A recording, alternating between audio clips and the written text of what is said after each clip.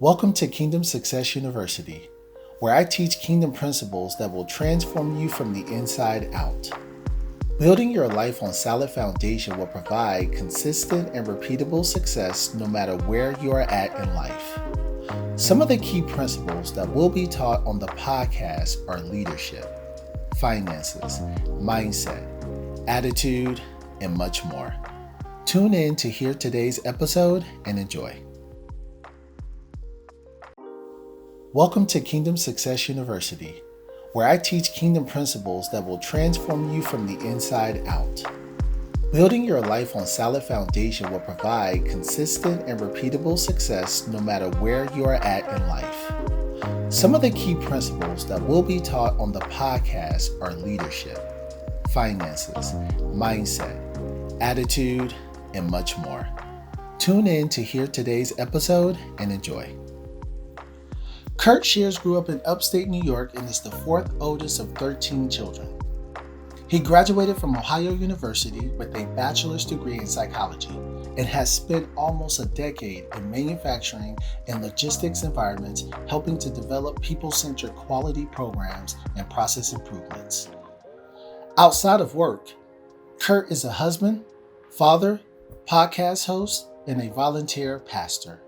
Over the past 5 years, he has helped launch a church startup, created a small group leader training program, and is in the process of writing a book on discipleship.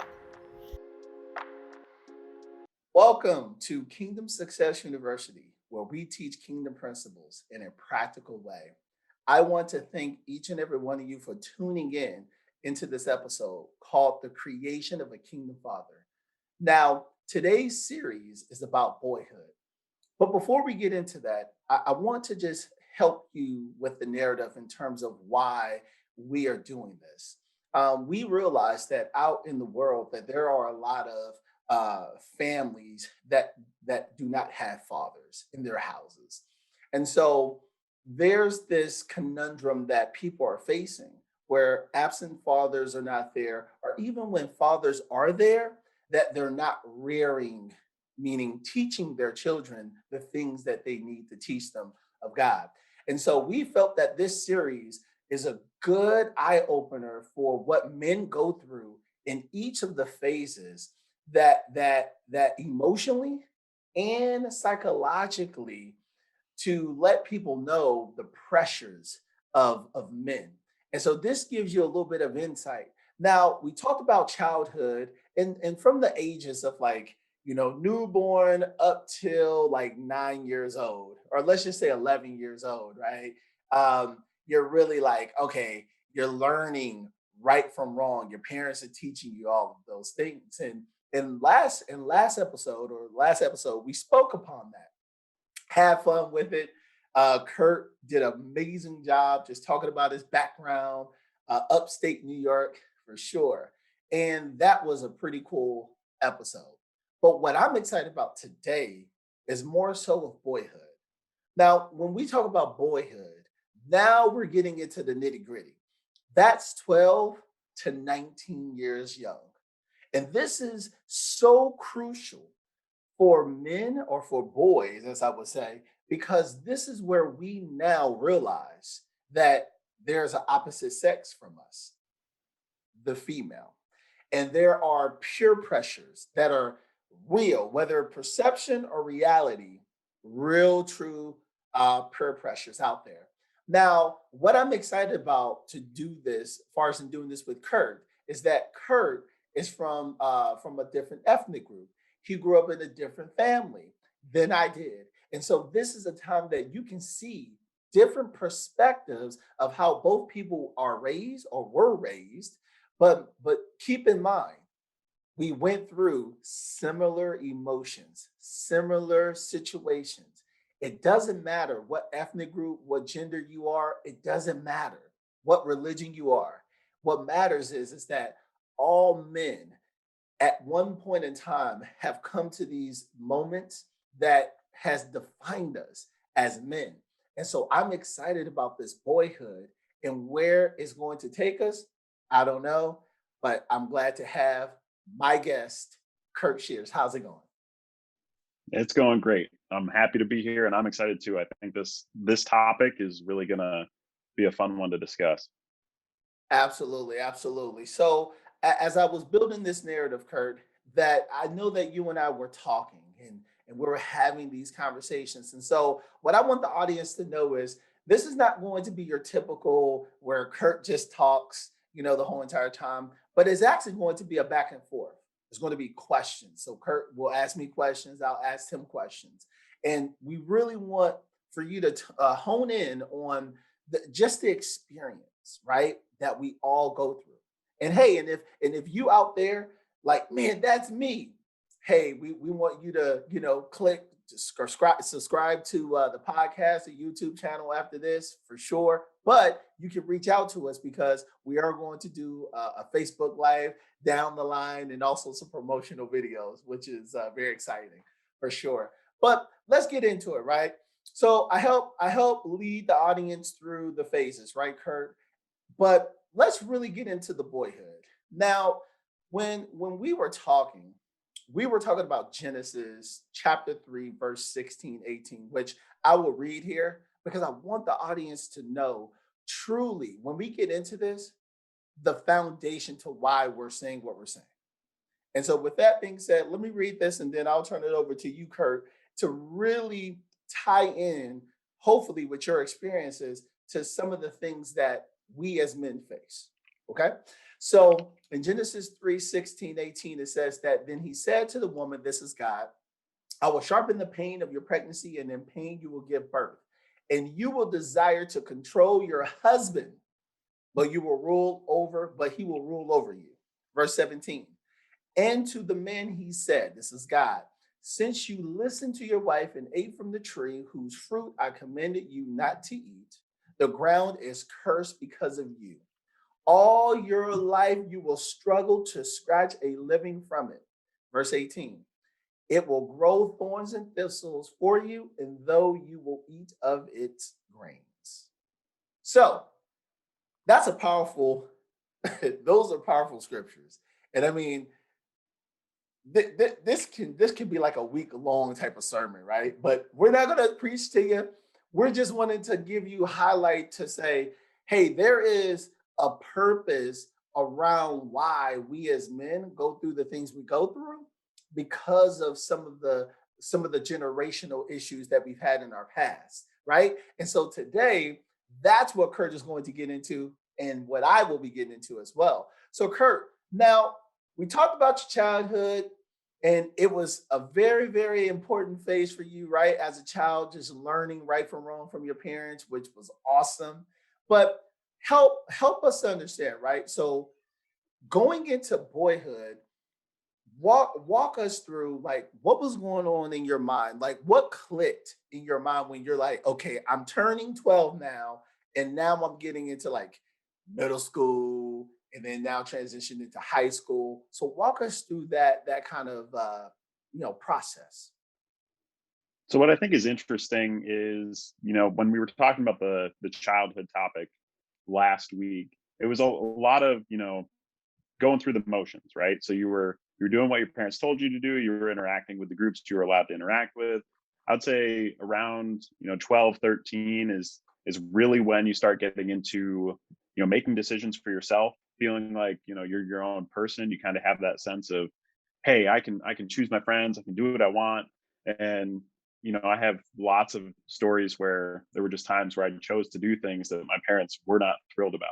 And so, looking at this period, and I think it's interesting that passage in Genesis that we read through, just from a standpoint of that is the fall, essentially. It was the consequences for Adam and Eve disobeying God. And really, if you look at boyhood in that lens, it's a time of for a lot of people, disobedience. It's that time of, hey, I really need to test the boundaries here because, do my parents really know what they're talking about? I think I know better. Like it's those dynamics that you get into when you move into this period between 12 and 19 that I think are really interesting. And one of the things I was thinking about as I was looking into this is I found an article that was published by the Minnesota Psychological Association. And they went through and listed out a series of things, especially within this age range, where people who don't have a father or their father's absent in this time frame, there's things that you can experience like perceived abandonment, attachment issues, child abuse, childhood obesity, gang involvement, mental health issues, poor school performance, and the list goes on. So there was a lot of things that start to happen as you start to really try to determine who you are as a person. And so for me, as I was looking at this, and one of the things I wanted to ask you, from my perspective, I had my dad, but that didn't stop me from having issues in that time frame. So from your perspective, and really with that idea of the fall in mind, like what were things from your experience, because you came from an entirely different background, that you were going through that was shaped because of this fact that you didn't have a father? Because even if you look at this passage, you see that the father is setting boundaries, is setting a framework, is teaching his Mhm. children these things. So from your perspective, that's what I'm interested to find out is how were you processing this period where it was really self-discovery and self, um, you know, establishment? Right. I can definitely tell you that this is the crucial years of men where they really start to exert their dominance, right? As men. And I can definitely tell you that my mom, she was struggling with, some things in her life where she was in and out of jail at that point in time in my life. And this is where my grandpa was raising my sister and I, but my grandpa was just totally hands off. And so the struggle that I faced, and obviously my sisters can speak for herself, that I faced was more of like giving me a frame of reference of, hey, how do you control your emotions when you get upset?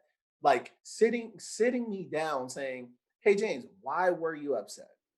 Like what made you really upset, right?" And really helping me to understand as a man that, yelling and screaming does not instill confidence in a relationship, right? With the Right. opposite sex, right? So I was like, oh, okay. But I wasn't taught that. But even at this point in time, this is where my parents not sitting me down, or my grandpa not sitting me down saying, hey, um, at the I had like my grandparents would say, stop talking to that person. But they would never explain why. Like, I don't know if you ever experienced that, Kurt, but they never told me why. So I'm just like, oh man, you don't know what you're talking about. So, but they never sat down and say, hey, look, here's why this person is bad, right? Because the Bible even says that,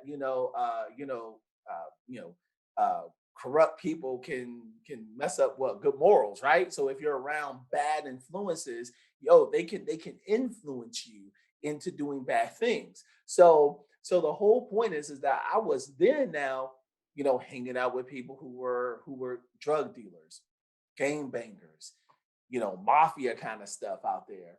And I started to get around that, and it was just hard not to be involved in that, right? And get sucked into that. The kind of music, rap, and where I started noticing the opposite sex there, and I'm like, oh, that's a female. But then I knew that there were kids that were, having girlfriends, and at that time, I didn't know about what is a girlfriend, like what is the responsibility, what do you do? Because I didn't have no one there to teach me. And at this time, all I kept seeing was broken homes and broken relationships. And so I thought that, oh, hey, if you have like broken relationships, that's just the norm.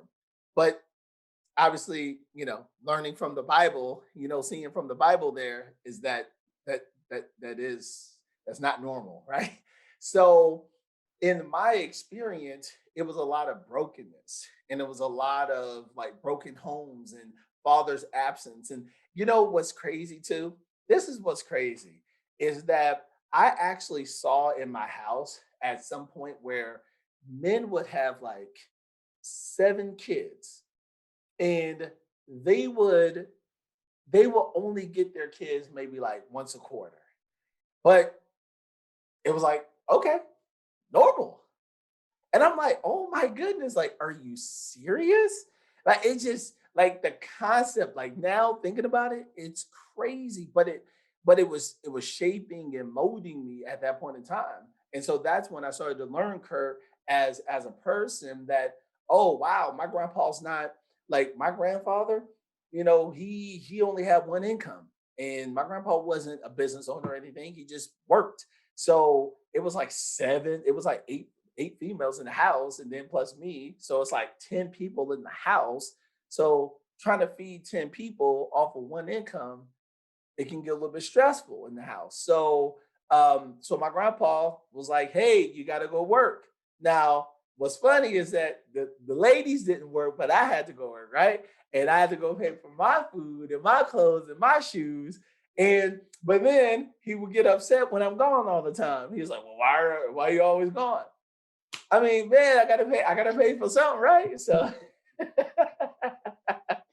Yep. so so my experience was totally different from yours, but that's what I experienced. It was just total chaos, brokenness. But hey, the reality of this thing is that inside of me though, Kurt, I never allow my outside circumstances to dictate who I was or who I am on the inside. I just never let it taint me. Now, I've seen from family members on down that it affects them on the inside. And that's where, when you allow it to affect you on the inside, where you're saying, well, my father wasn't here, so that means I don't have to be here. Well, my friends are doing it, so that means I can do it. Like when you start to think like that, that's a slippery slope. And I've seen the best of the best. And I'll be quiet because I got a question for you. It was this one gentleman. I'm not going to call him out because I don't know if you ever listened to this, but it was a gentleman, and we were semi cool. I knew him. He went to a different high school, and but how I knew him was through a mutual friend.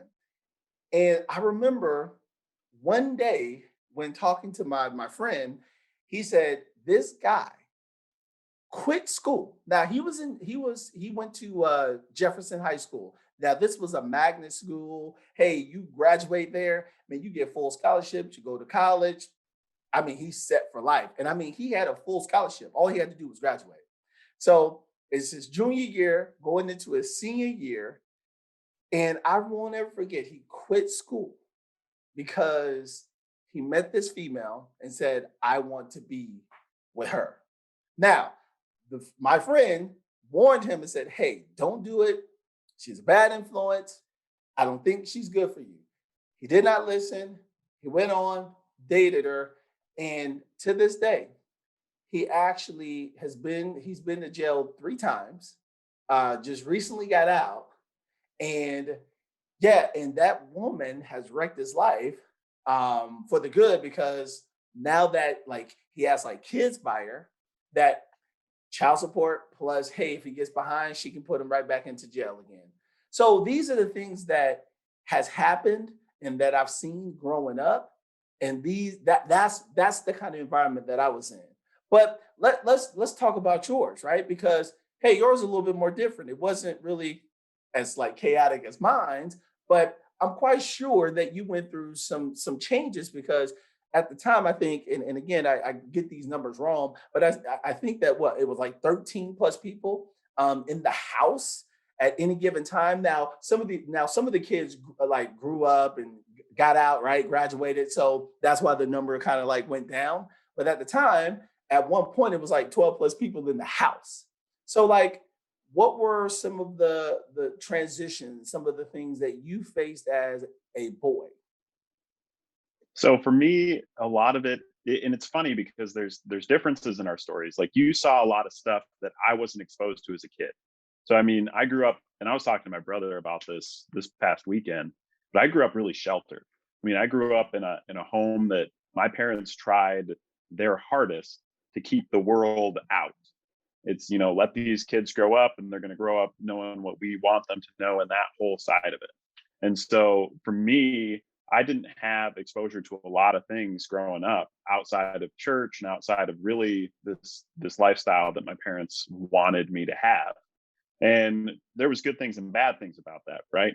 I mean, it was for me, it wasn't drugs or anything else like that. It was like my mom being overly concerned about me reading Harry Potter and like that kind of lifestyle. So, there wasn't a lot there that was overtly negative. But one of the things that I recognize as I look back on that period in life is one of the biggest things that I struggled with was actually depression. I mean, something that, like, even if you have the best parents, the best household, the best uh, circumstances, one thing you can't get away from is genetics. And in my family, depression on my dad's side, especially, and in that side of the family, was a real thing.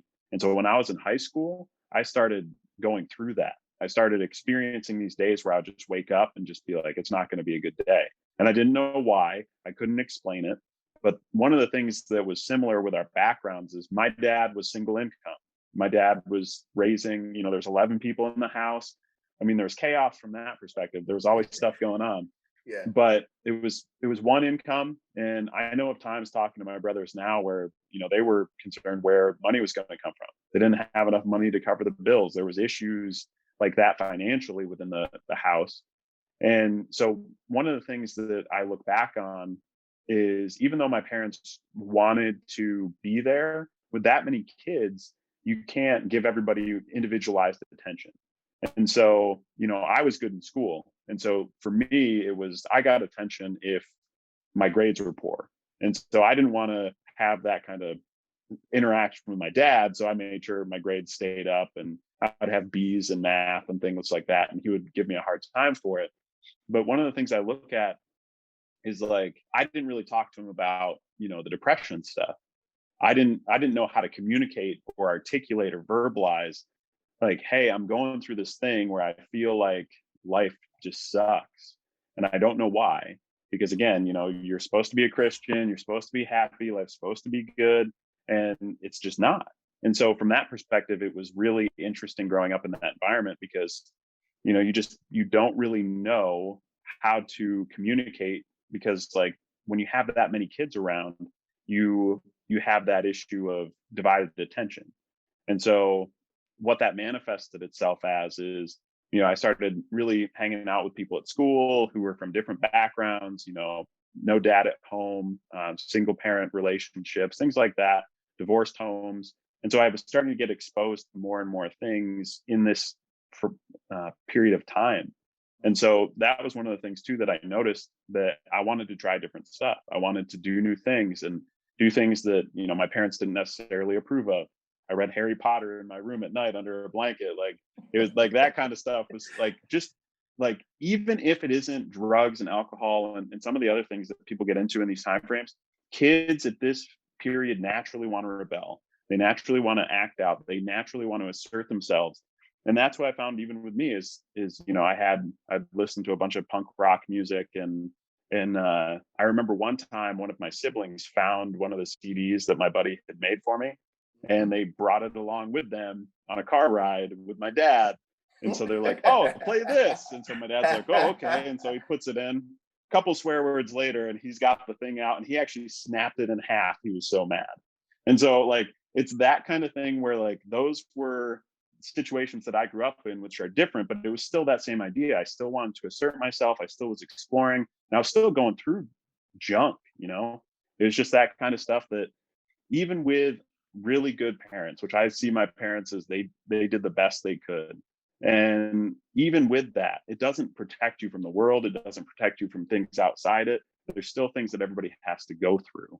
And Mhm. so, I mean, even with all of that, I think what's really interesting is you start talking about women and how women have an effect.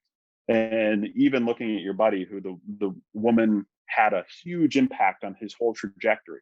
I mean, it's very similar to that story about Adam and Eve in the fall, right? This relationship had this huge trajectory on the rest of their lives. And so I remember in that period too, like, girls were becoming a thing. Up to that point, I didn't even notice girls. Like, sixth grade though, I started realizing, like, hey, that girl's cute. And like these things and these feelings that I didn't quite know what to do with.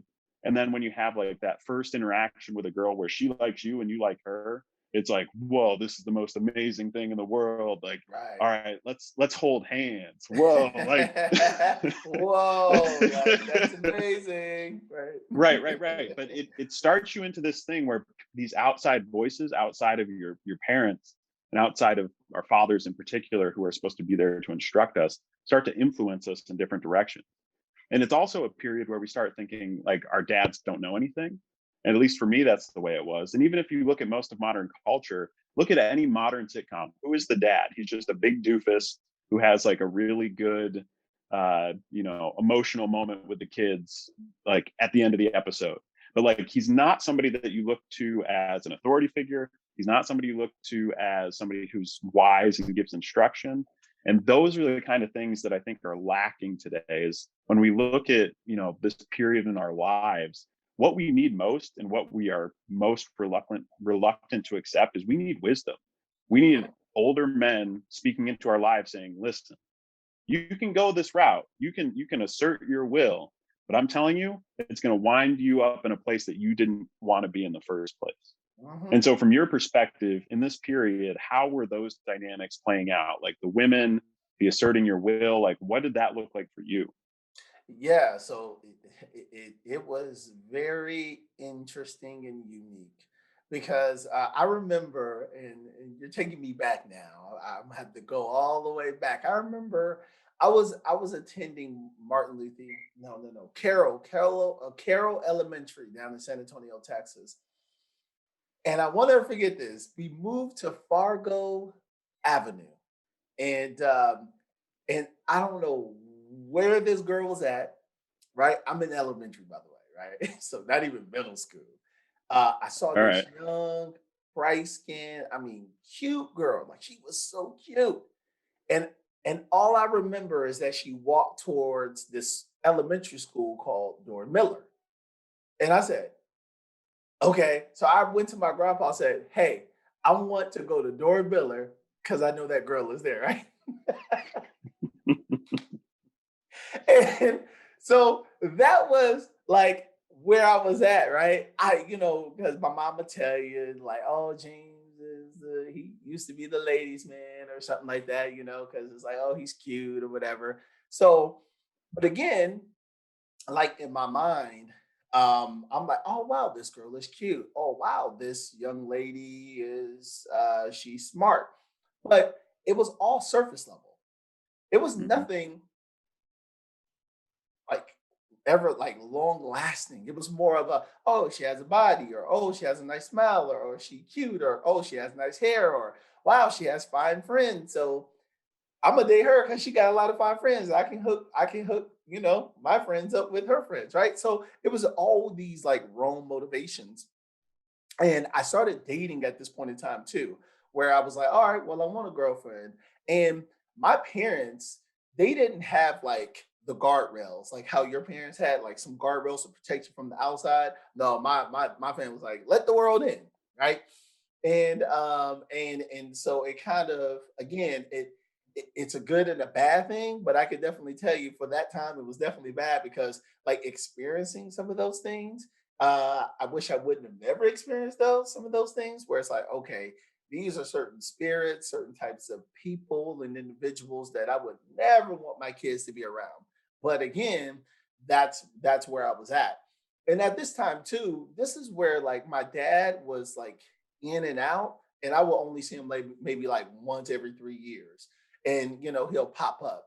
And just to take a step back at this point in time, that no knock, I'm just giving you just perspective of my situation. Is that my dad was like he was like an in and out father, right? And he would just show up whenever he felt like it, and there were just situations between he and my mother, or he and another woman that he had a child by as well. And so it's just a lot of things that's going on in his life, emotionally and physically and psychologically. So it's like, wow. So what do I do? So there was no one to like turn to, but there was this one person though. It was a few people, but this one man, Mr. Hardy. He's from like Denver, Colorado, and it was this black man, 6 feet tall. talked like a proper person. Now, back in our days, we call them like Caucasian, like, oh, he spoke white. But it's like, okay, that's like kind of like an insult a little bit. But I'm just saying, this is just what we grew up with, right? So he comes down, he's talking proper, and he's reading books.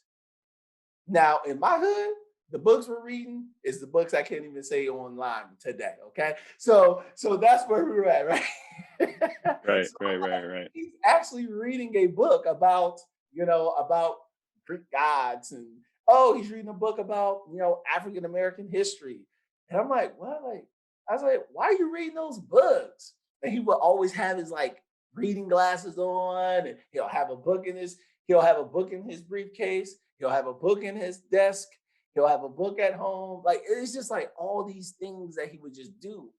And so he was like the closest to a person like talking sense into me.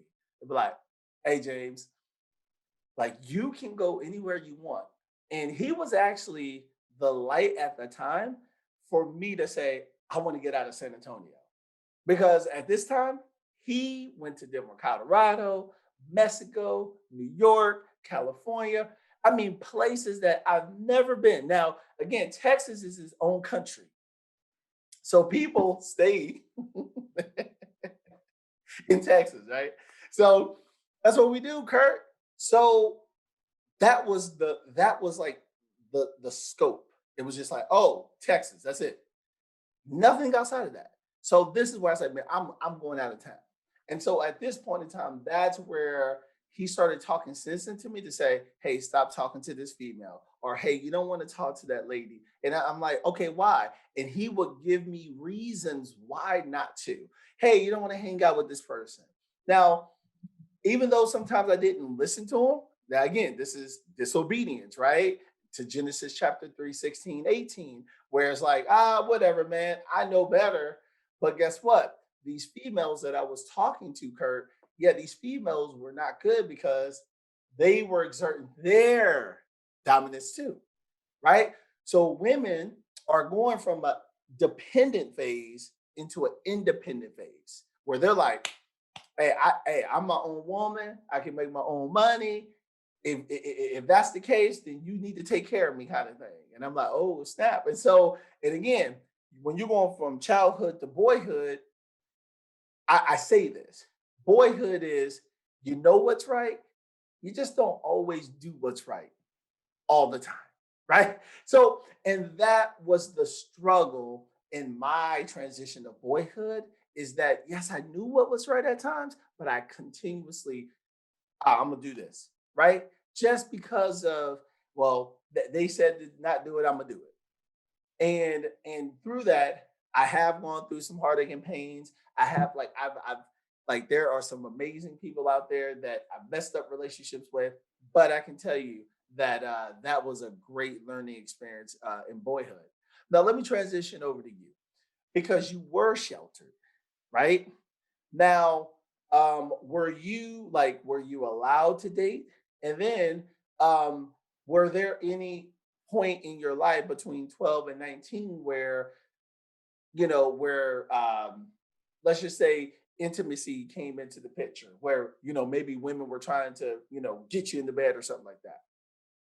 Yeah, I would say for me, from that perspective, when I look at really dating and all of that, um, I had my first real relationship when I was 16. The only stipulation my parents really had around dating was they really, really wanted it to be a Christian girl. Like they were really afraid that I was going to date outside, a Christian girl. And so that was one of like the big, big things. Like if Yeah. even if you were talking to a girl or anything like that, my mom would just be like, "Is she a Christian?"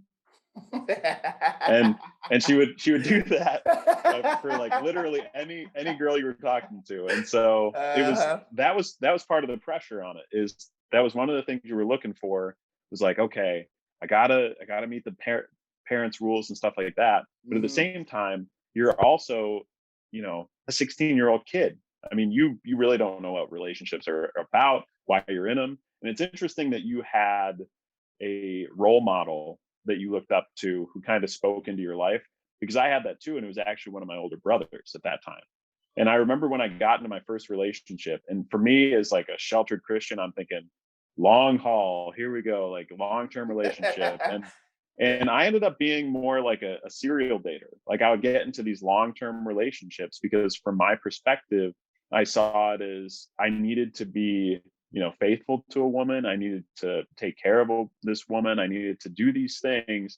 And I remember my older brother telling me in that first relationship, he's like, it's not going to last. And I just remember like that so vividly and being like, you're wrong. And like 16-year-old me was like, you don't know. You don't even know. And so, but that's the reality of it, is like in that whole circumstance. And again, he was right. But when you're that young and you have somebody who's trying to speak wisdom into your life, there's a certain amount of not listening that you're going to do to it. And so you, like, the people giving you wisdom almost can't give you all of it. They have to just give you what you can handle. And even from a relationship perspective, like the the sexualizing of women was huge. I mean, it was huge. Like even in high school, like as guys in high school, that's what you talked about. You talked about, like, you looked at girls more as objects than you did like, hey, that person's cool. And luckily for me, there was some friends who I hung out with who were women who, I wasn't really attracted to. I wasn't really, interested in. And so it gave me a different perspective on women too. And it also helped that I was in long-term relationships that were, you know, not that physical, let's say, from a Christian perspective. Like, because of the fact, like, it gave me a sense that, okay, I'm committed to a person, so I can just engage these other women around me in a more like sister fashion. Like my three sisters that I had, it's like, yeah, I can talk to you, can joke around, we can hang out, but like that's it.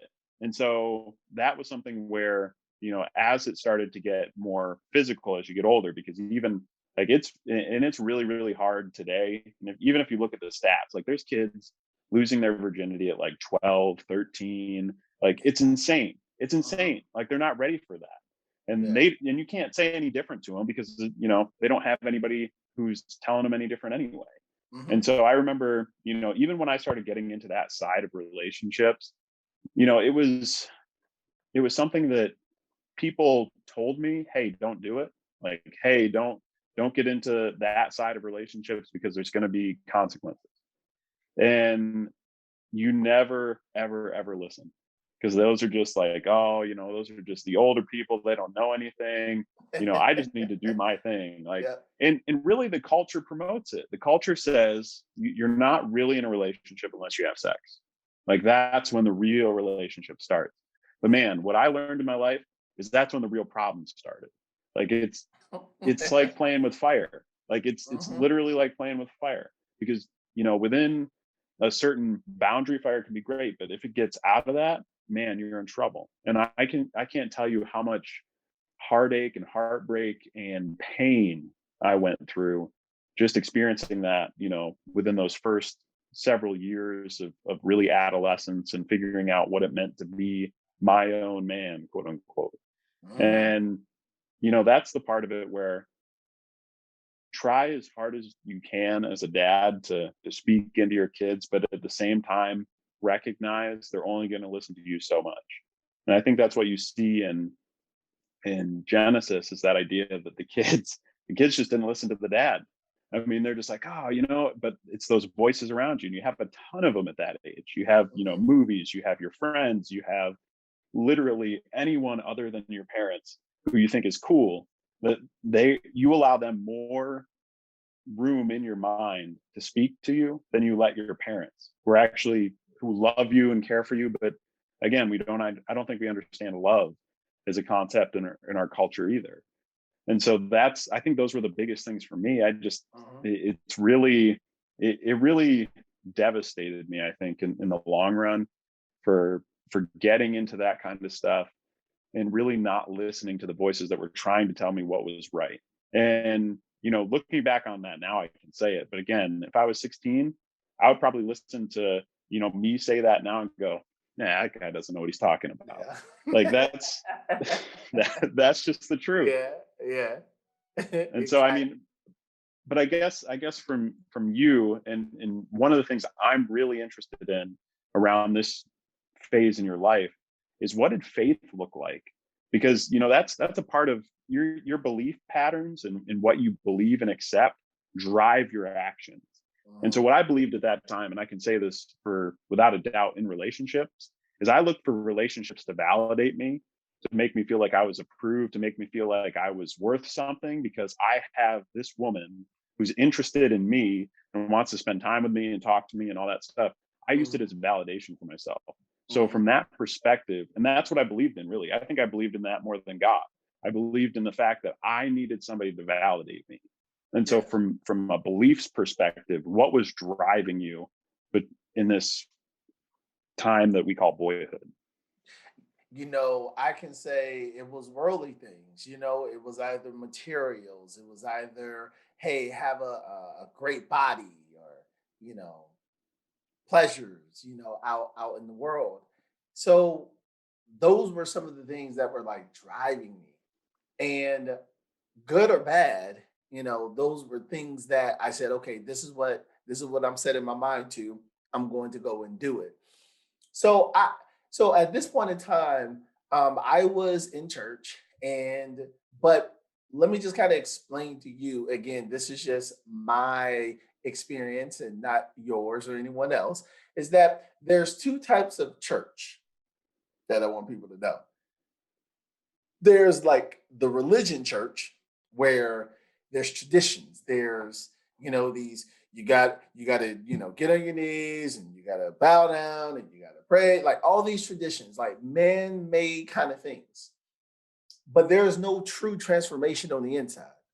There's like, you go into church still the same way when you come out, right?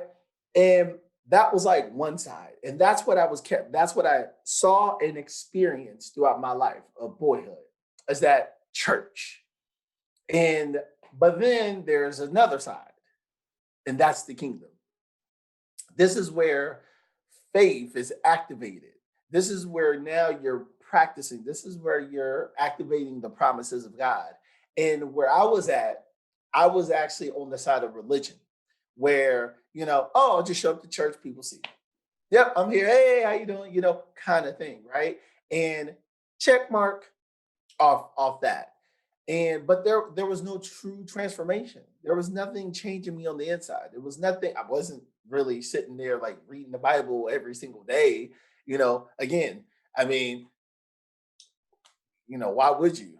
I mean, at that time in our neighborhood, like people weren't really doing that, except it was like senior citizens, like old people that was just like, now, back in my day, I walked 50 miles to the grocery store and back, right? So that's the only people that I saw. So to do that, so my faith was rooted into sandy things, as what the Bible says, right? It's sand. Like, so my foundation was built on that, and the relationships that I was in reflected that, where it was just like, oh, I'm with her because she's fine.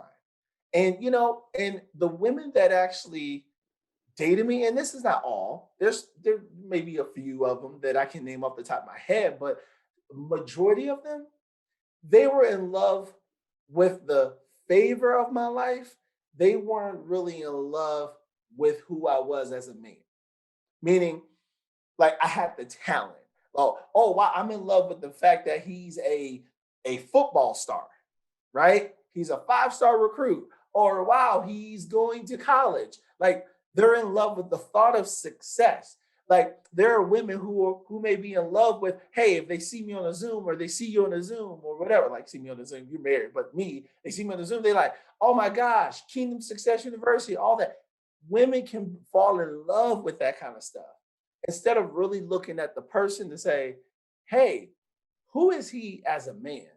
What is his character? Not his potential, but what is his character? And so at that point in time in my life, I was only in relationships based upon conditions. And the world that I realized is, yeah, the world has love, but it's called phileo. And phileo is very conditional, right? It's conditional. Phileo is like, hey, I love water. But the next day you may like, nah, I don't love water. I love juice, right? It's shifting. It's never lasting. And that's where for me, heartache and pain was caused because, man, in these relationships, I really wanted and desired those relationships. But again, there were things inside of me, but then there was things that was inside of them where they were like, hey, the relationships just never worked. And so it was heartache and pain on that and a lot of disappointment. But if I look back, of course, right? I mean, now that I'm thinking about it, I'm like, yeah, according to Mark 7:20 through 23, when it says that it's not what goes in you, but it's what comes out of you, is what defiles you, right?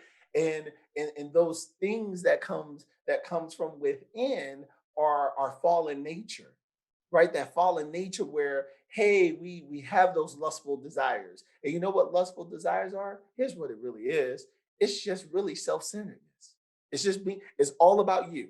It's not about the person, it's not about the woman, it's about you. And now you're exerting your motivation on this person to say, I'm gonna be with you because I just wanna have fun with you. And really that was a wrong motivation. And anything that comes from a wrong motive, hey, God can't bless that. Right. And so that's where I was at as a boy, where I was like struggling and trying to overcome with generational curses, strongholds. Those are real things that people don't want to talk about, but those are real, truly real. And so that's where it was at with me. Now let me ask you, right, on the flip side, right, is that now I'm gonna come at it at a different angle. So you were in the mindset of, I'm going after this long term. I got to take care of this woman, right? And then obviously it caused a lot of heartache and pain. So you were raised in a Christian home, so you had some standards and examples in your life. So can you walk us through how did you build up your faith in Boyhood? Now, I know that it Mhm. wasn't perfect, but how did you continue to build up your faith where you can mature into your faith? There's a proverb that my parents quoted a lot that I think really sticks in my mind today, and it's this idea that train up a child in the way they will go, and when they are old, they won't depart from it. That's what the verse says. And as I look back on it, I wouldn't say my time in church was wasted because I was definitely in church like you were. It was about the religious side of it. And to me, I my testimony, I said, I got saved when I was 7, I was baptized when I was 9, this whole thing I was in the church. But the reality is when I look back on it, I was in the church from a perspective of religion. I wasn't in the kingdom as you phrased it. I mean, because for me, it was about having the validation of my parents. It was about having the validation of the community I was coming up in.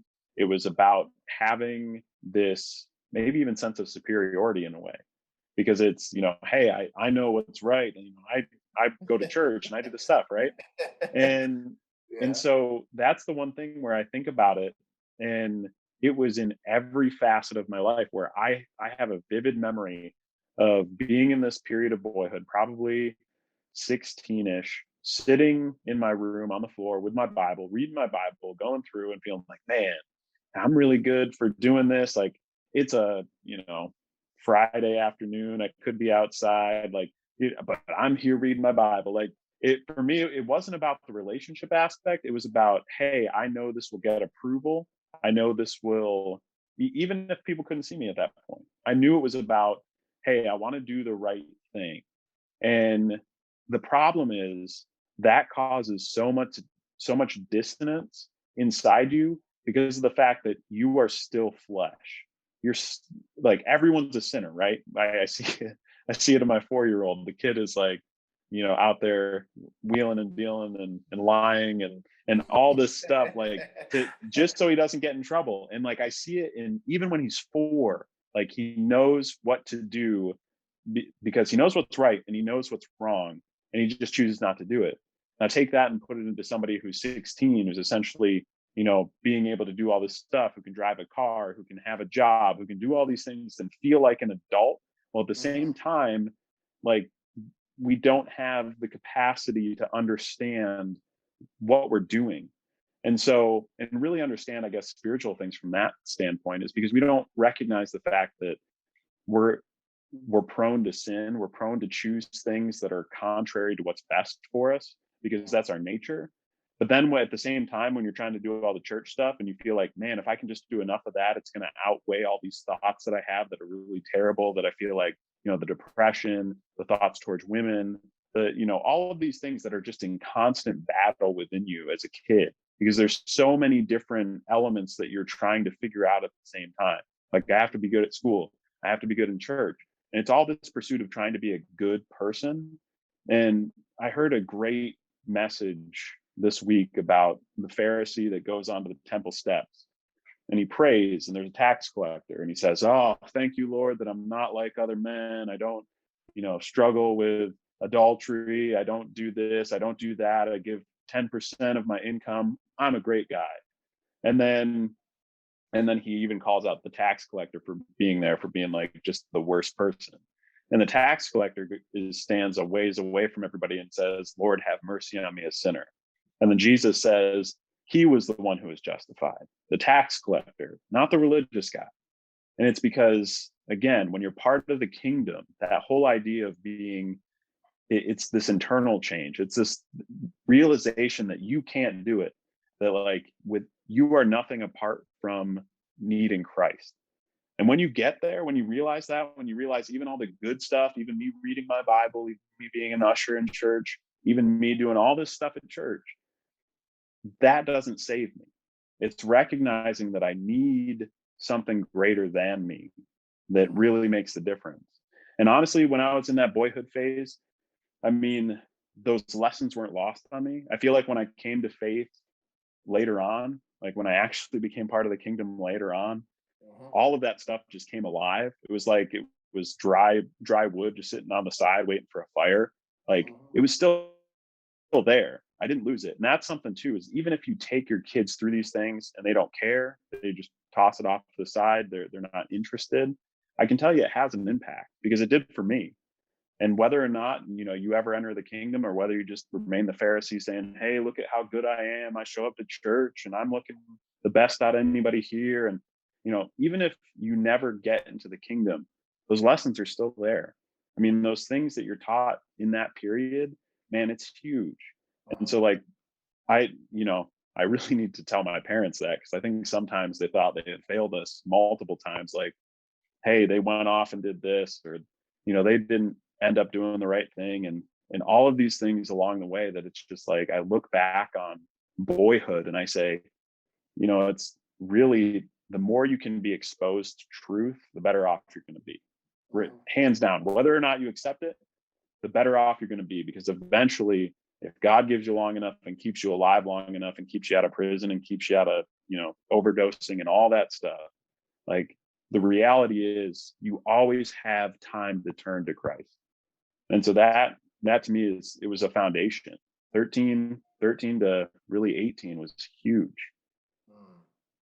That that's good stuff there, because looking at it from an African American side, right, being black in America, where suppression is real, economically, and even with certain laws that are passed, um, of course, a lot of hatred can get seep into you, and I can tell you, I had a lot of anger inside of me because of those issues, those challenges, where as a boy, it's like, well, man, like, why are you coming at me this way, right? But knowing that it's not, nothing of this war is fleshly, it's all spiritual, and it's driven by the spirit, right? By those spiritual warfares from the enemy.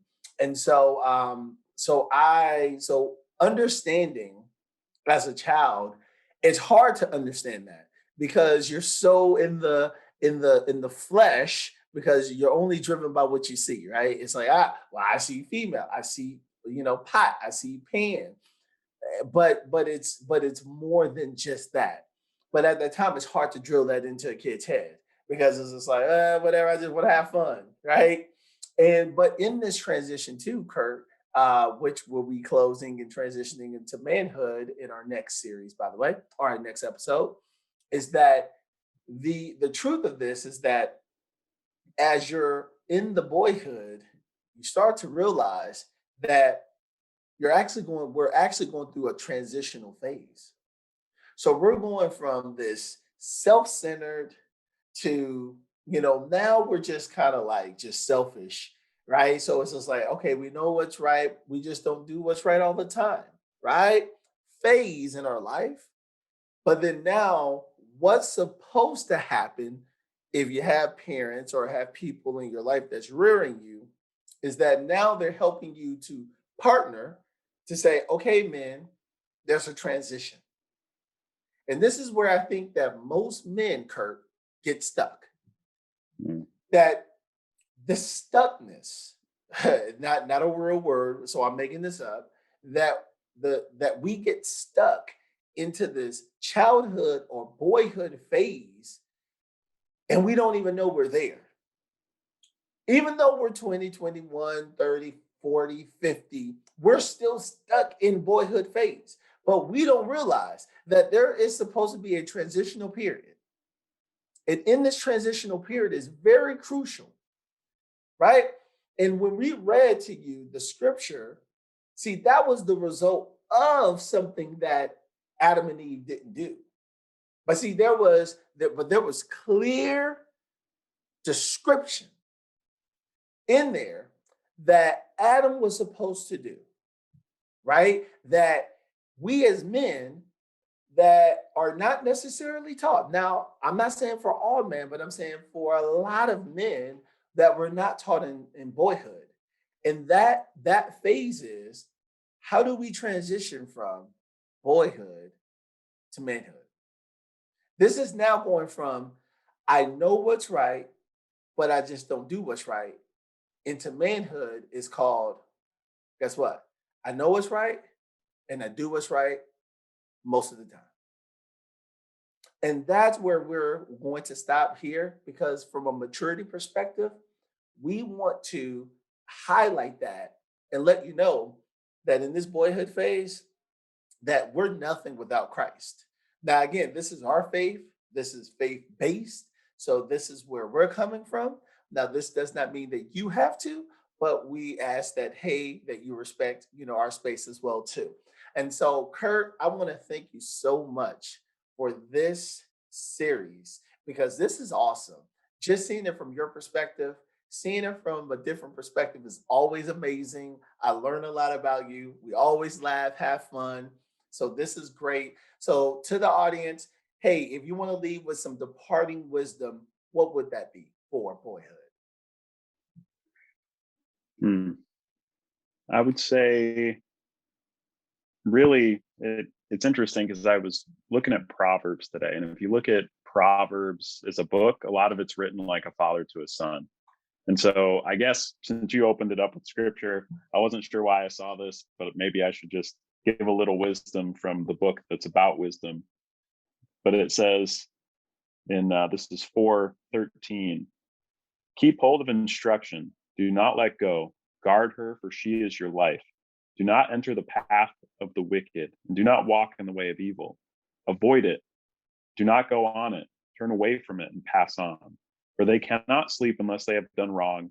They are robbed of sleep unless they have made someone stumble. For they eat the bread of wickedness and drink the wine of violence.